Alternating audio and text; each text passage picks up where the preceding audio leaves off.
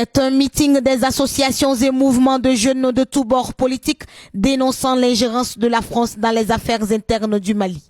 La France est mise sur le banc des accusés par une jeunesse qui dit ne plus vouloir d'elle sur son territoire. Tout est visible. Actuellement, il y a plus de 20 000 soldats étrangers au Mali pour un seul problème, pour un seul pays. Et le problème n'est pas encore résolu. Il y a toutes sortes d'avions militaires au Mali, toutes sortes d'armements.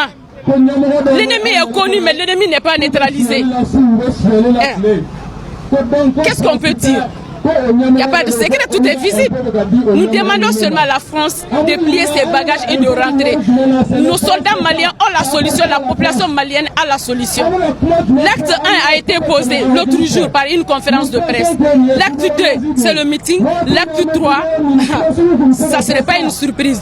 Pour chaque soldat malien tombé, nous allons brûler une station totale. Selon ces jeunes maliens, le terrorisme est un prétexte inventé par la France pour justifier sa présence au Mali.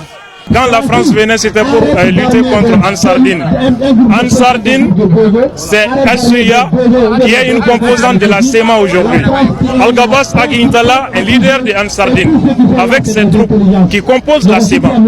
Donc ça veut dire que les mêmes terroristes pour lesquels la France est sur notre territoire se trouveraient casés avec un autre nom HCA et qui a été négocié à Alger sous la pression de la France avec nos autorités, signé un accord et la même France, à travers son ministre Jean-Yves Le Drian, avait dit qu'il y a une connexion entre les terroristes et la SEMA à travers le HCA.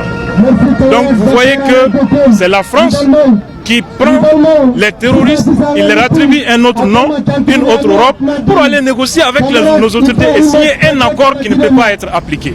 Donc ça, c'est un jeu que l'opinion nationale et internationale doit comprendre et nous devons dénoncer pour que même le peuple français comprenne ce que son gouvernement est en train de faire. Ce n'est pas la première fois que ces associations et mouvements de jeunes manifestent contre la présence française au Mali. Ils disent continuer leur lutte jusqu'au retrait total de la France du Mali.